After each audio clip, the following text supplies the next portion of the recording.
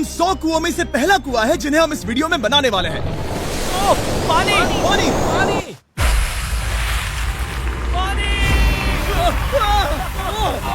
आपने अभी अभी केन्या के एक छोटे से गांव को पीने के पानी का अनलिमिटेड सप्लाई मिलते हुए देखा, वो भी सिर्फ 1 सेकंड में। अभी एक कुआं बना है और 99 बाकी है। आपको ये वीडियो बहुत पसंद आएगा। इन 100 कुओं को मिलाकर 5 लाख से ज्यादा लोगों को पीने का ताज़ा पानी मिलने वाला है। केन्या की इस साइट पर कुछ कुएं बनाने के बाद हम नाइरीरी स्कूल सिस्टम के साउथ में गए और कह सकते हैं कि उन्हें हमसे मिलकर बहुत खुशी हुई। क्या हाल है?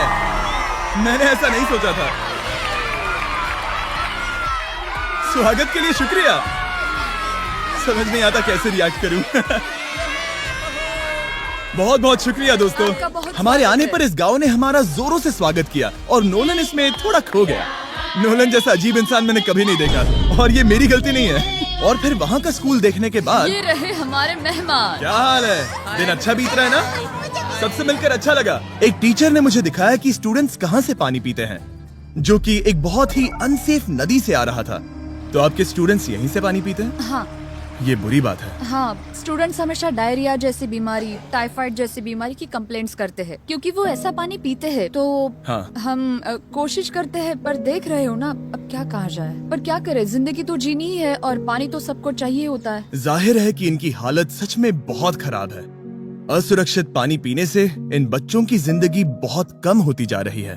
पर कम से कम इस गांव की मदद करने की हम पूरी कोशिश करने वाले हैं। क्या पता ये मुझे फिट आएगा या नहीं। मेरा सिर बड़ा है। देखते हैं पानी मिलता है या नहीं। ओह, ओह। बारिश हो रही है, क्या नजारा है। पानी जमीन से बाहर आने के बाद उसे ऐसे बैरल्स में इकट्ठा किया गया और बैरल्स को वाटर टावर्स पर लगाने के बाद आसपास के गांव के लोगों के पास सिर्फ पीने के लिए साफ पानी ही नहीं था, पर एक प्रेशराइज्ड वाटर सोर्स भी था, जिसका मतलब है कि लॉन्ड्री के लिए सुरक्षित पानी भी मिलेगा। और खींचो। मुझे बताओ ये नोलन की मॉम से कितना हैवी है? नोलन की मॉम से दुगना। ओह गॉड। मैं तुम्हें यहाँ से धकेल दूंगा। ठीक है, इसे अब यहाँ रख दो।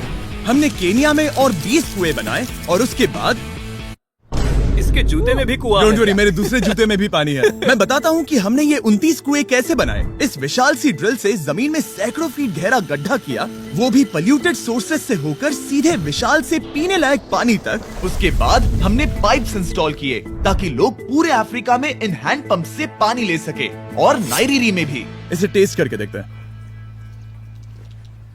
पानी जैसा है। मुझे इस 5 गैलन ड्रम को भरने के लिए 5 मिनट लगे। इससे एक दिन में कितना पानी मिल सकता है? 3600 गैलन्स एक दिन में। ये न केवल स्कूल के 400 बच्चों को कवर करेगा, बल्कि स्कूल के आसपास के गांव वाले भी इसका अच्छे से इस्तेमाल कर सकते हैं। पानी के लिए शुक्रिया आपका। कोई बात नहीं। ये पंप नॉन स्टॉप 30 सालों तक चल सकता है। आपको लग रहा होगा कि इस तरह का बड़ा काम करने के लिए एक बड़े गवर्नमेंट की जरूरत पड़ेगी, पर ये सच नहीं है। ये प्रॉब्लम सुलझाना बिल्कुल मुमकिन है और ऐसी चीजें करने के लिए इंसानियत को आगे आना ही चाहिए। आपकी कामयाबी का राज क्या है? सच कहूँ तो ऐसा कुछ खोजो जो तुम्हें करना पसंद है, उसे लंबे समय तक करो और तुम्हें कामयाबी जरूर मिलेगी। मैं इसे बहुत करीब लाने वाला हूँ, देख रहे हो? मजेदार है ना? जरा ऊपर देखो, वो रिकॉर्ड कर रहा है। ठीक है, मैं इसे करीब लाने वाला हूँ। ठीक है। हाँ, तुम खुद को देख सकते हो। हम इस गांव के लिए भी कुआं बना पाए, इस गांव के लिए भी और इन दूसरे 12 गांवों के लिए भी। और जब हम ये पंप्स लगा रहे थे, तब हमने यहाँ के एक स्कूल को नए कंप्यूटर से अपग्रेड भी कर दिया। बच्चों को ये कैसा लगा? उन्हें शुक्रिया, सच उन्हें में ये बहुत पसंद पसंद आया। खुशी है कि सब ठीक से हो गया। हमने क्लासरूम्स में नया फर्नीचर भी लगाया, उसके साथ कुछ शेल्व्स नई बुक्स के साथ, और सभी स्टूडेंट्स को एक फुटबॉल भी दिया। Thank you mister Bean, thank you. यहाँ तक कि सभी क्लासरूम्स में नए व्हाइट बोर्ड्स और प्रोजेक्टर्स भी लगाए। आप सबको ये प्रोजेक्टर पसंद आया? हम चौक का इस्तेमाल कर रहे थे जिससे बहुत डस्ट होता था, लेकिन आज सब कुछ साफ है। हमें इस बात की खुशी है। कोई बात नहीं, इतना तो कर ही सकते हैं। पर जब हम 45वें कुएं की साइट पर गए, तब एहसास हुआ कि वहाँ का हाल और भी बुरा है। जब भी उन्हें पानी की जरूरत पड़ती थी, तब उन्हें जंगल से 1 मील खतरनाक रास्ता तय करके जाना पड़ता था, जो एक विशाल सी पहाड़ी से जाता है। मैं जल्दी उठता हूँ, लगभग सुबह 4 बजे, ताकि मैं स्कूल के लिए पानी ला सकूँ। यहाँ से पानी निकालना सेफ नहीं है। ये जगह बहुत स्लिपरी है, जिससे किसी को चोट लग सकती है। हमने उनके कुएं पर काम करना शुरू किया, तब उन्होंने मुझे दिखाया कि वो पानी कहाँ से निकालते थे। आपको दिन में ऐसे कितने चक्कर लगाने पड़ते हैं? 2 बार। दिन में 2 बार? ओह वाह, तो एक आम स्टूडेंट ऐसा ही कुछ ले जाता है? हाँ। ओह गॉड, अगर 200 स्टूडेंट्स ऐसा रोज करते हैं तो ये कितना मुश्किल होगा। बहुत मुश्किल हो सकता है।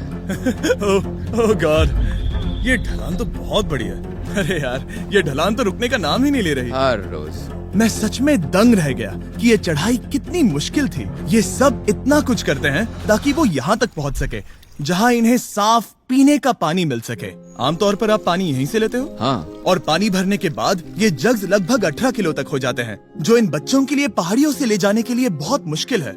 लेडीज आराम से ये 2 उठा सकती ओह, हैं। तो मैं अभी जरूर ले जा पाऊंगा।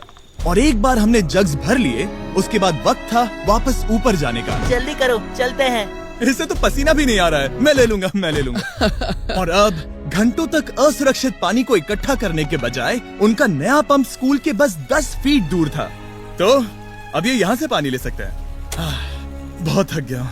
और फिर हम गए हमारे अगले गांव में, जहां हमने बनाया हमारा 46वां कुआं। पर हमें एक प्रॉब्लम से गुजरना पड़ा। हमने देखा कि ये गांव आधे से बटा हुआ है, वो भी इस खतरनाक सी नदी से। ये अभी इतनी खतरनाक नहीं लगेगी, पर जब बारिश का मौसम आता है, पानी ऊपर तक आकर इस पुल को पूरी तरह से निगल लेता है। और ये पुल इसलिए इतना जरूरी है क्योंकि वहाँ जो गांव है, वहीं पर सभी हॉस्पिटल्स और स्कूल्स हैं, इसलिए यहाँ से रोज गुजरना पड़ता है। ये खतरनाक है, लेकिन इस पुल के अलावा इनके पास और कोई ऑप्शन नहीं है। जब ये नदी उफान पर होती है तो ये किसी को भी बहा ले जाती है, लोग, स्टूडेंट्स, यहाँ तक कि जानवर। हाल ही में इस नदी को क्रॉस करने की कोशिश में हमने 3 लोगों को खो दिया। इस तरह किसी की जान जाना पागलपन है और हम इसे स्वीकार नहीं कर सकते। और जिस पल हमने इस बारे में सुना, तब हमें मदद करनी ही पड़ी। तो पंप तक जाने वाले पुल को जब हमने ठीक करना शुरू किया, तब हमने केन्या से 2000 मील दूर जिम्बाब्वे देश का भी सफर तय किया। अफ्रीका में आए 1 हफ्ते से ज्यादा हो गया है और अब भी कई पंप्स लगाने बाकी हैं। तुम में से बदबू आ रही पर है। मैंने सुबह ही शावर लिया था। बात होते ही मैं हाथ नीचे ले लूंगा। इस काम के लिए मैं तुम दोनों पर भरोसा कर सकता हूँ? हाँ। हमें सबसे पहले एक लोकल हॉस्पिटल की जांच करनी थी, जहाँ साफ पानी की सख्त जरूरत थी। अंदर जाने पर हमें पता चला कि इस क्लिनिक की इस गांव को कितनी जरूरत थी। एक साल में यहाँ पर कितने बच्चे जन्म लेते हैं? 1 महीने में करीब 50। इसका मतलब 1 साल में पूरे 600। वाह! पर दुख की बात यह है कि इन प्रेग्नेंट महिलाओं को सिर्फ पानी लाने के लिए 1 मील तक जाना पड़ता है और इन भारी बकेट्स को लेकर वापस आना पड़ता है। पर अच्छी खबर ये है कि हमने इनकी पैसों से मदद की यहाँ पर एक मॉडर्न पंप लगाने के लिए। संभाल के, ठीक से पकड़ो। और अब बस देरी थी इसे शुरू करने की। ठीक है नोलन, क्या तुम तैयार हो? मैं तैयार हूँ। ओवर। मुझे एक ड्रामेटिक जूम इन दो। नोलन, मैंने बटन दबा दिया है, ये काम कर रहा है? पानी आ रहा है। आप जाकर चेक करना चाहेंगे? हाँ। वहाँ पर? हाँ, चलो चलिए, चलते हैं। लोगों को पानी मिलता देख मुझे आखिर बहुत अच्छा खुशी हो पानी रही मिल ही गया। है। ये सच में कमाल की बात है। हमारा नोलन एक प्रोफेशनल डांसर है। हाँ। यकीन नहीं हो रहा, मैं डांस कर रहा हूँ। वो कर क्या रहा है? ओह गॉड, सॉरी, मैं नहीं चाहता कि आप इसे और देखें। साफ पानी मिले ये पक्का करने के अलावा इस गांव में बहुत से स्टूडेंट्स को ट्रांसपोर्टेशन की भी दिक्कत थी, तो हमने इन सबको नई साइकिल्स देने का फैसला किया। बच्चे बहुत ज्यादा हैं, पर हमने साइकिल्स भी उतनी ही खरीदी हैं।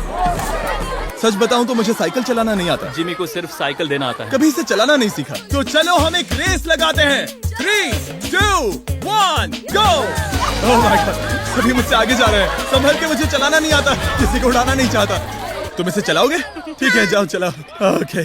और इन्हें साइकिल्स देने के बाद हमने तब तक पंप्स लगाए जब तक हम पहुंच गए कुआं नंबर 69 तक। ये कुआं सोलर पावर्ड है, जो गांव के किसानों के लिए खास बनाया गया है, ताकि इनकी फसलों और जानवरों को जरूरत से ज्यादा पानी मिल सके। चाहे गर्मी हो या फिर बिजली ना हो, इससे कोई फर्क नहीं पड़ेगा। और एक पैनल है 200 वॉट्स का, जो एक पंप से जुदा है। ये पंप हर घंटे 5000 लीटर पानी खींच सकता है। बेसिकली ये अनलिमिटेड पानी का सोर्स है इस पूरे गाँव के लिए।